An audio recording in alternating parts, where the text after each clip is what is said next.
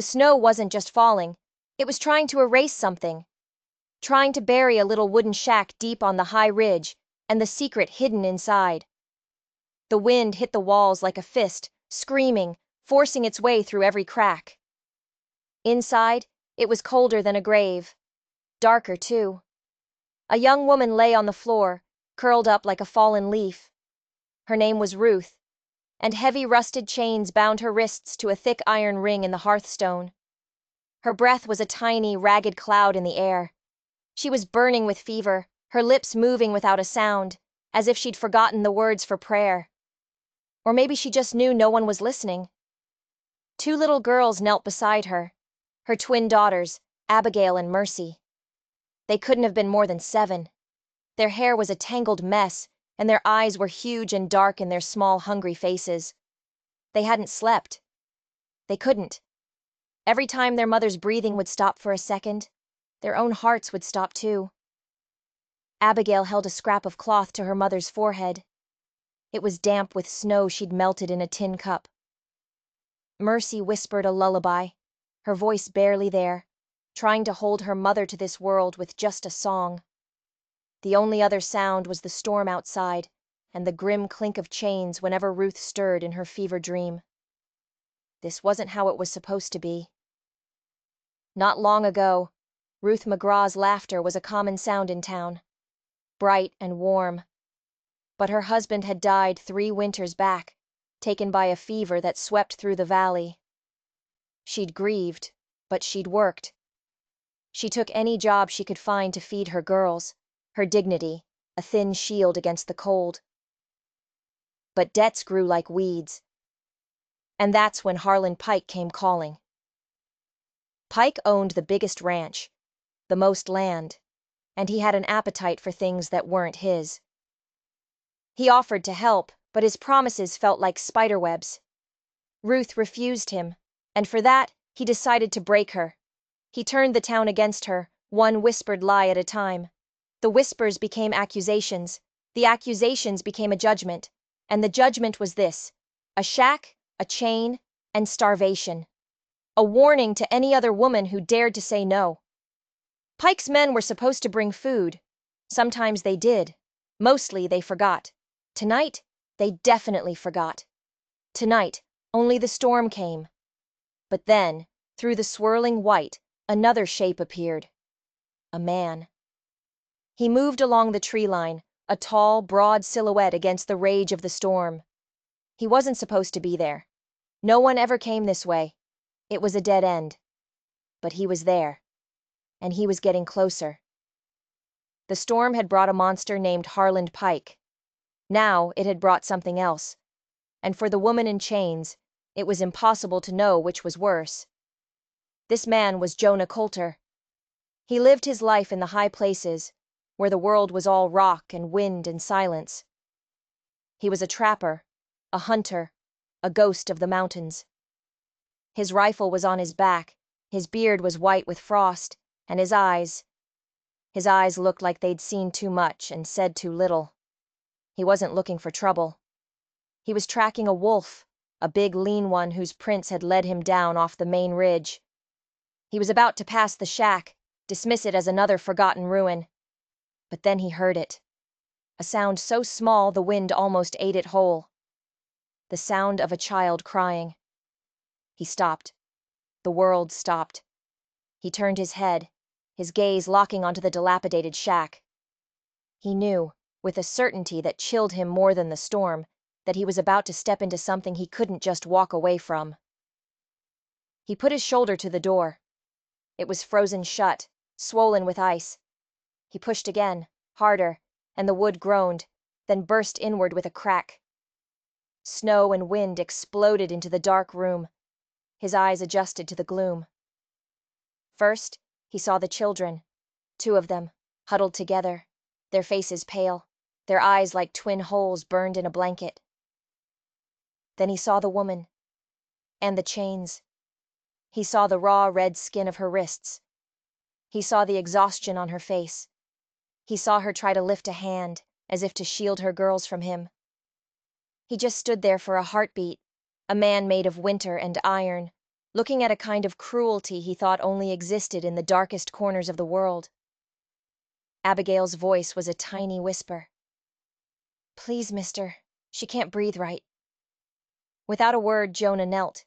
He pulled a flask from his coat, not whiskey, but water, and tipped it gently against Ruth's cracked lips. She drank, a weak, desperate swallow. Then he took out his knife. It wasn't big, but it was sharp. He didn't work on the lock.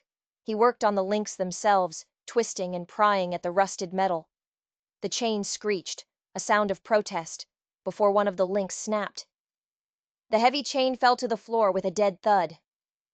Ruth gasped, a shudder running through her as her arms came free, though she was too weak to move them. Jonah took off his own coat, a heavy thing of bearskin and wool, and wrapped it around her. His hands were calloused and scarred, but his touch was unbelievably gentle. He threw kindling on the dying embers in the hearth, and with a practiced patience, coaxed a real fire back to life. For the first time in days, a real warmth filled the shack. The little girls just stared, their fear slowly being replaced by a fragile, unbelievable hope. Mercy reached out and touched his sleeve, as if to make sure he was real. He was, and he wasn't leaving. He settled on the floor, his back to the wall, his eyes on the broken door, daring the storm, or anyone else, to try and get in. The storm howled, the fire crackled, but inside the shack, a new kind of silence had fallen, the silence of a protector, but protection came with a price. By breaking those chains, Jonah hadn't just freed a woman. He had picked a fight with the man who put them on her, a man who owned the whole valley, and that man was not going to be happy. Not at all. When morning came, the world was white and silent. The storm had passed. Jonah lifted Ruth into his arms like she weighed nothing more than the coat she was wrapped in. The twins followed close behind, tiny figures in a vast, clean landscape of snow. He carved a path down the mountain, each step slow and sure. He was a man used to carrying heavy things. By the time they reached the town, the sun was out, sharp and bright. And the whispers started immediately. People stopped and stared. "That's Ruth McGraw. I thought she was dead." "Look at her. And who's that? Jonah Coulter? The hermit from the ridge?" The gossip felt like a physical weight, pressing down on Ruth, making her want to disappear. But Jonah didn't even look at them. He walked straight to the inn, the only place in town with a warm hearth and an owner with a tongue sharp enough to cut glass. Martha Lou Jenkins. Martha Lou appeared at the door, hands on her hips, her face a mask of disapproval. "Lord have mercy, Jonah Coulter. What trouble have you dragged down from that mountain now?" But then she saw the twins, hiding behind Jonah's legs, their faces pinched with cold and fear. Something in her hard expression softened, just a little. "Fine," she snapped. "Get them inside before they freeze solid. But you know the sheriff ain't gonna like this." She was right. Within the hour, Sheriff Amos Tully showed up, his boots stomping snow onto the inn's clean floor. Amos wasn't a bad man, but he was a careful one, and he knew Harland Pike's money paid for his badge. "She was put out there for a reason, Coulter," he said, not looking at Ruth. "You can't just bring her back. Pike won't stand for it." Jonah didn't say a word. He just looked at the sheriff. A long, steady, silent look. The silence was louder than any argument. Amos shifted on his feet, looked away, then sighed. "Fine. She can stay, for now, but you're vouching for her, and you best believe the whole town is watching." It wasn't a pardon. It was a different kind of cage. Ruth sat by the fire, the shame burning hotter than her fever had. She had traded a prison of chains for a prison of whispers. Her daughters curled against her, but even they could feel it. The coldness that had nothing to do with the snow outside. But later that evening, Jonah sat near the fire, whittling. He carved a small, perfect wooden bird and placed it in Abigail's hand. Then he carved another for Mercy. and for the first time in what felt like a lifetime, Ruth heard her daughters giggle. A small, bright sound in the heavy silence. She looked at Jonah, his face unreadable in the firelight. He was a man of the mountains, a man of silence. But the things he did, they spoke volumes. She pulled his heavy coat tighter around her shoulders.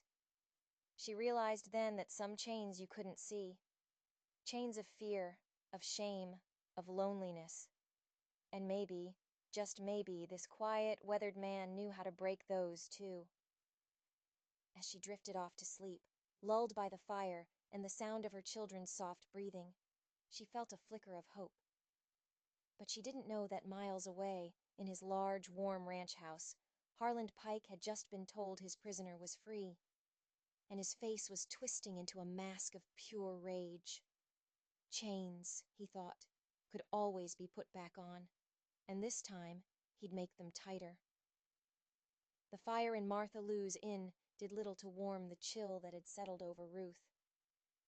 The town was a prison of eyes. Every time she stepped outside, conversations would stop. Doors would quietly close. She was a ghost they weren't ready to see, a story they didn't want to hear.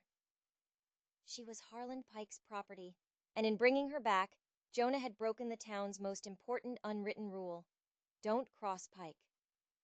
The whispers followed her everywhere. Spurned him, she did, too proud for her own good. Now she's shacked up with that wild man from the ridge, no better than she should be. They never said it to her face, of course. They just let the words hang in the air like poison. No one saw a mother. They saw a fallen woman, a problem. Her daughters felt it too. The other children in town would stare, then run away. Abigail and Mercy, who had survived a frozen shack, began to shrink under the weight of simple cruelty. Their brief laughter, sparked by Jonah's carved birds, was gone. Ruth watched their light dim, and a cold anger started to smolder inside her, an anger she hadn't felt before. It was one thing for them to judge her.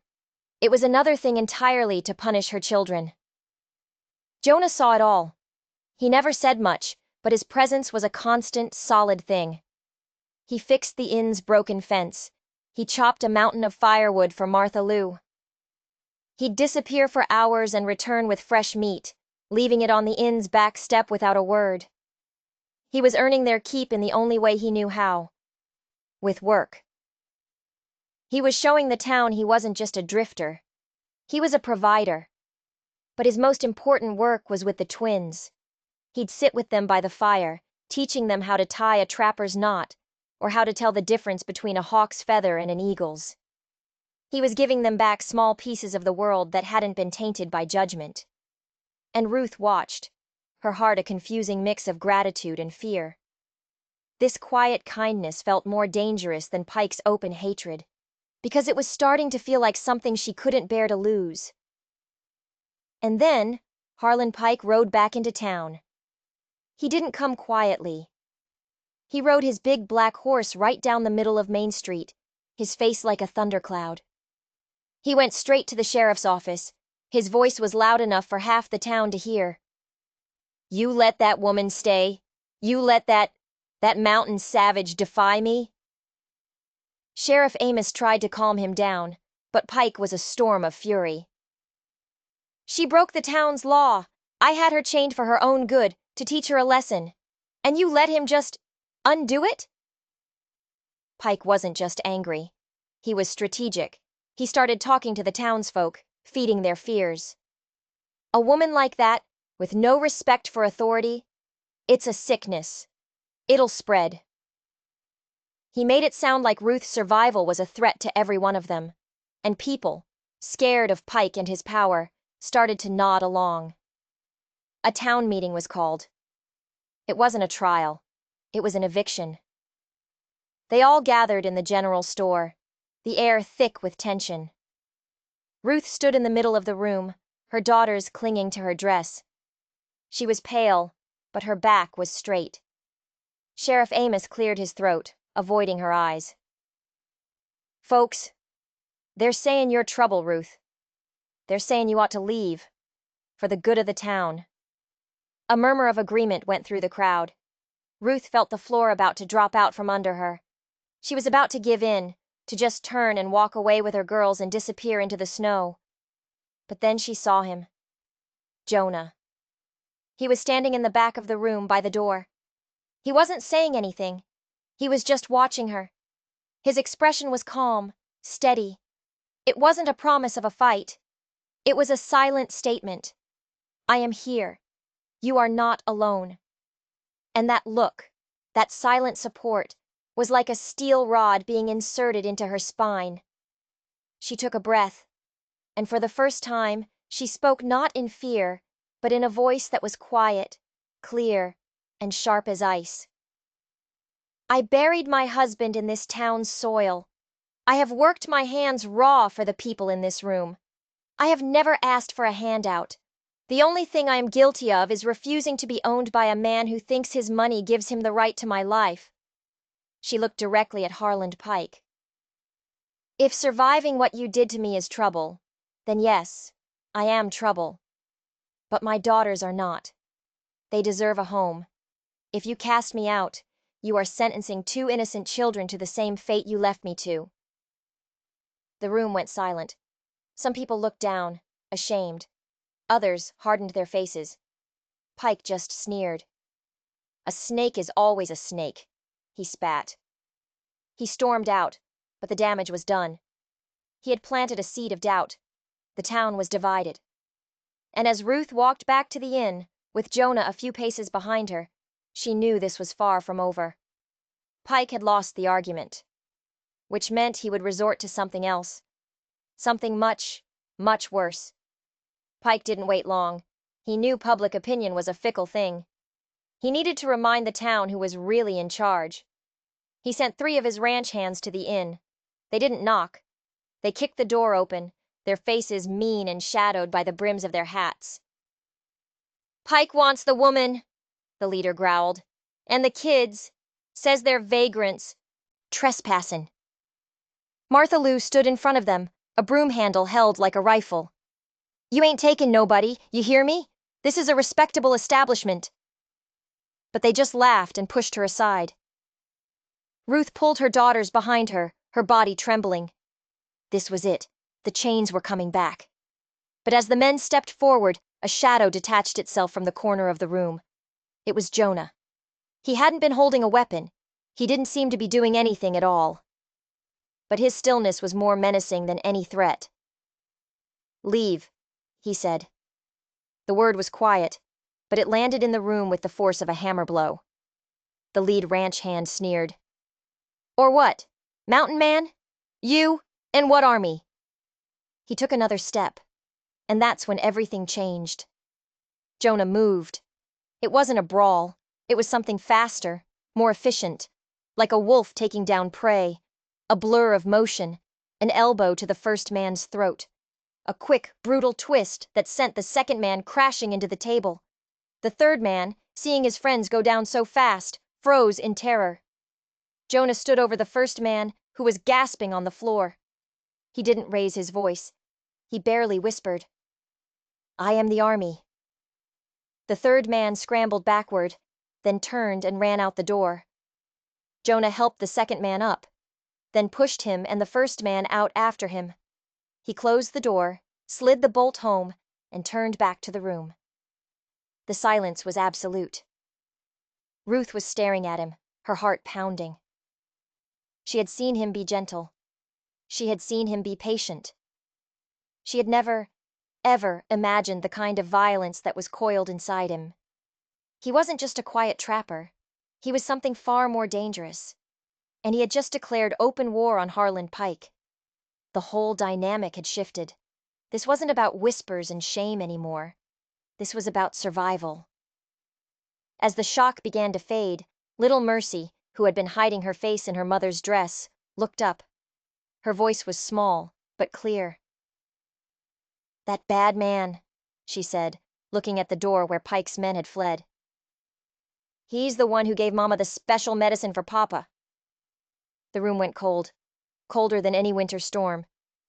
Ruth knelt down, her hands on Mercy's shoulders. "What, baby? What did you say?" "When Papa was sick," Mercy whispered, her eyes wide with the memory. "Mr. Pike came. He said he had a special medicine from the city. He told Mama not to tell anyone.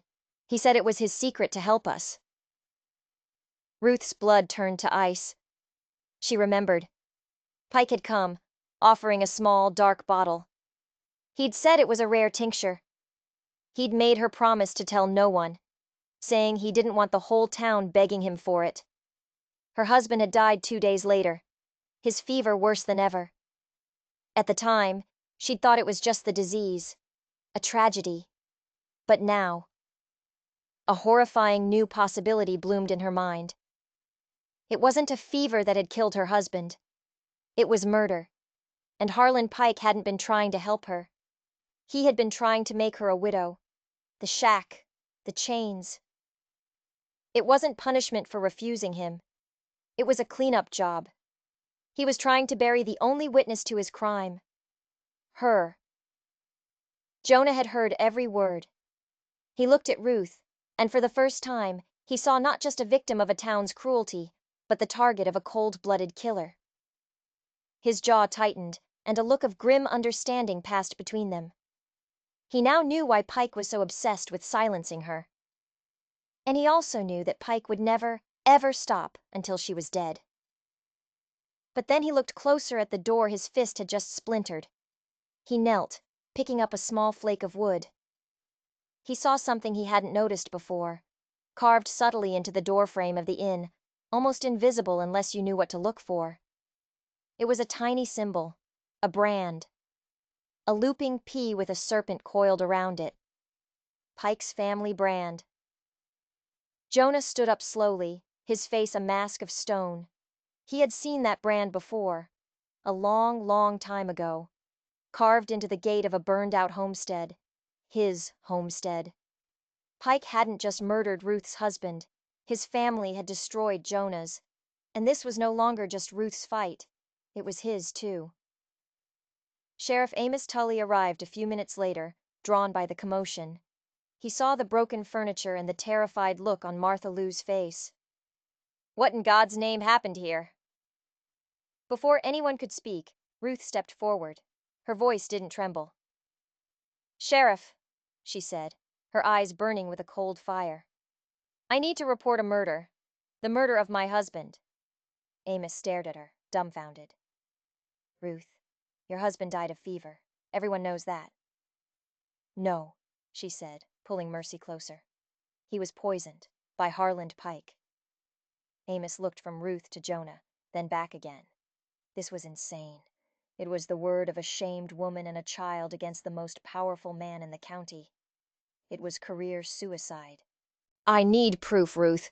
You can't just accuse a man like Pike of—" He trailed off as Jonah stepped forward and held out his hand. In his palm was the small wooden bird he had carved for Mercy. But it wasn't the bird he was showing the sheriff. It was the knife he held in his other hand. With a flick of his wrist, he carved a symbol into the bird's base, a looping P with a serpent coiled around it. "Pike's men were here," Jonah said, his voice flat. "They mark things. Property." Then he looked Amos dead in the eye. "My father's farm was marked the same way. The night before it burned to the ground with my family inside." The sheriff's face went pale. The Coulter fire. It was 20 years ago, ruled an accident. But everyone knew the Pikes had wanted that land. No one could prove it, until now.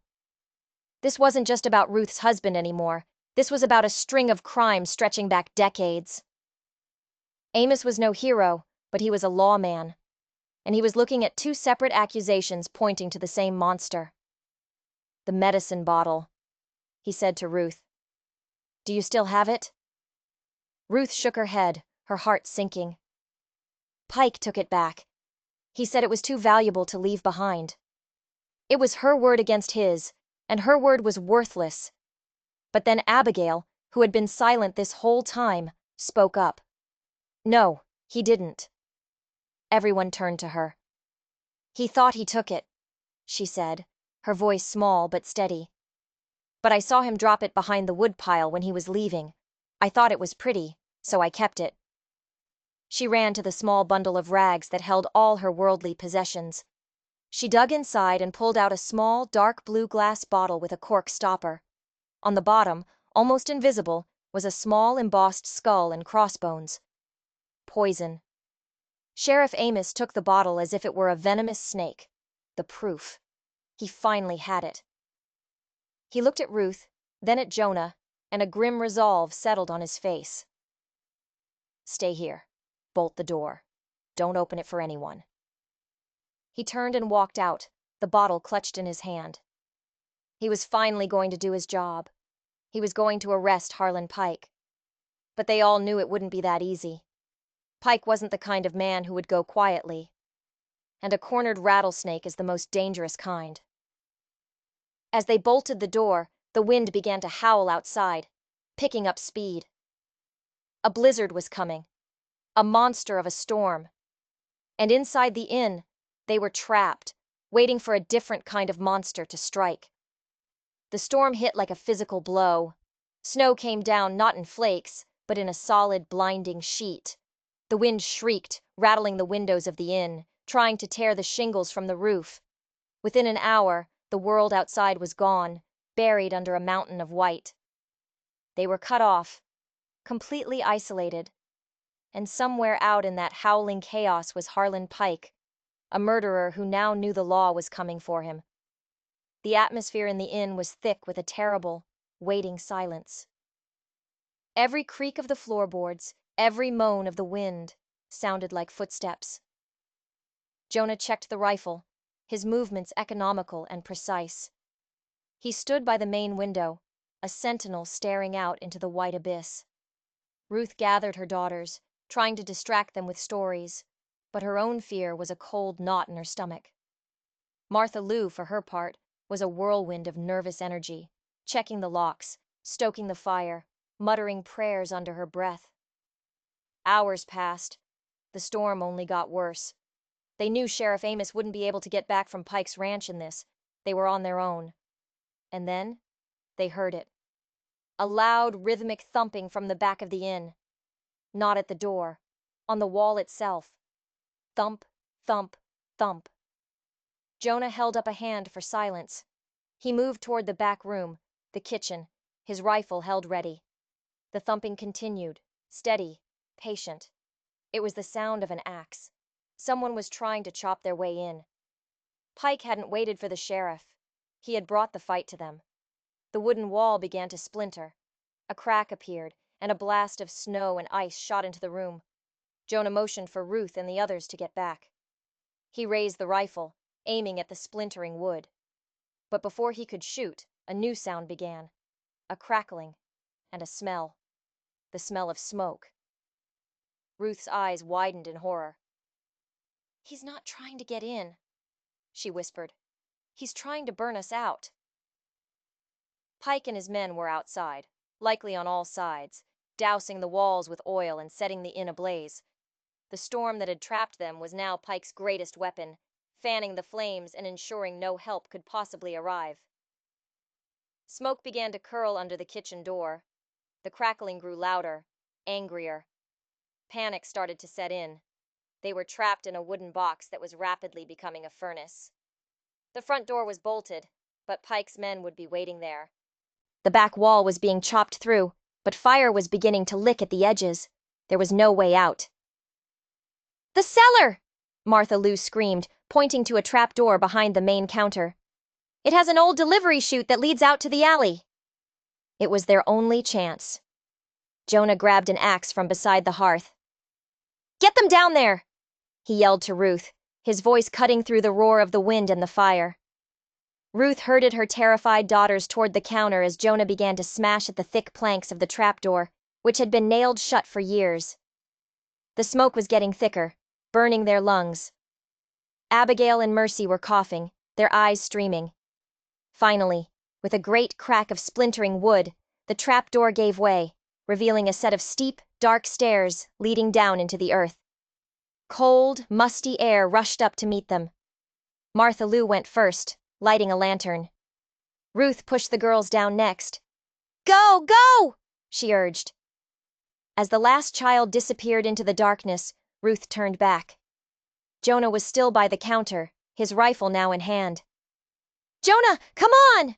she screamed over the growing roar of the fire. He looked at her, his face grim in the hellish orange light.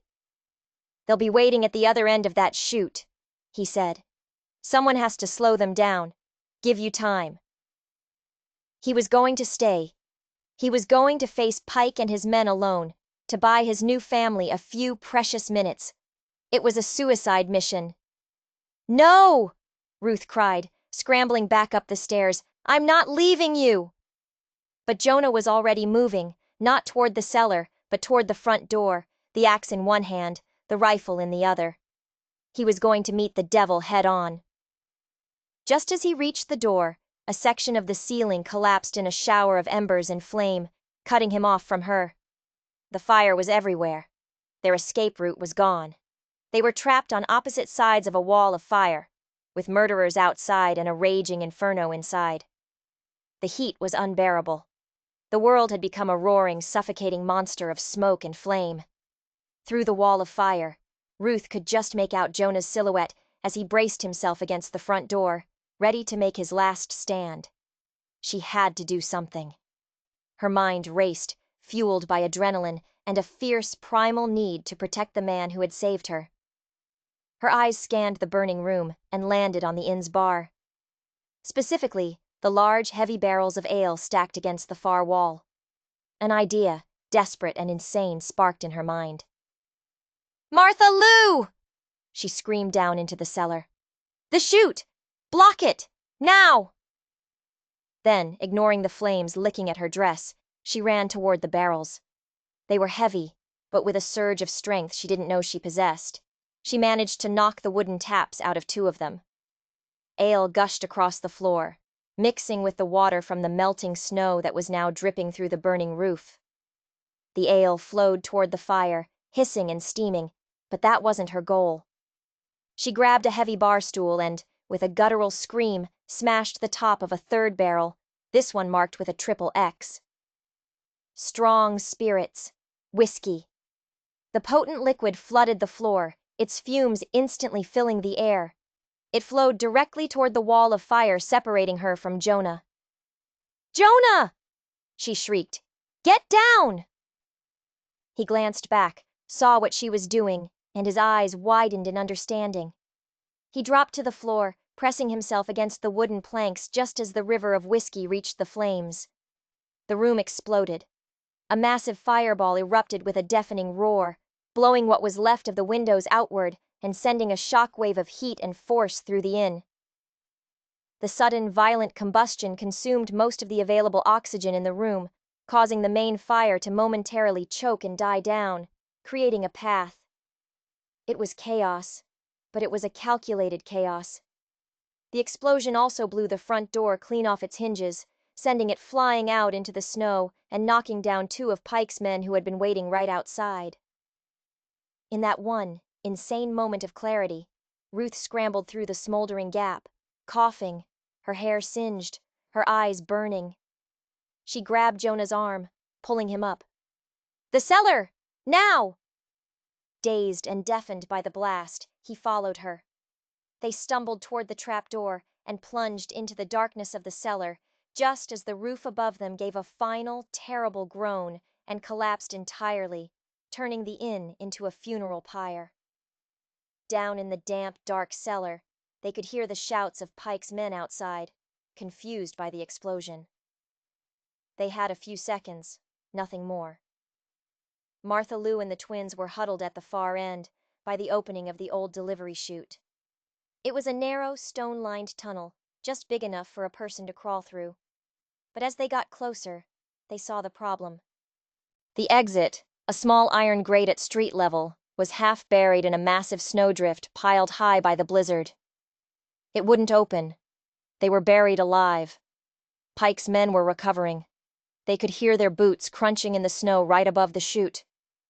They knew they were trapped. "They're in the cellar!" a voice shouted. Soon they'd be tearing apart the wreckage, looking for a way down. Jonah braced his shoulders against the stone walls of the chute and pushed against the grate with his feet.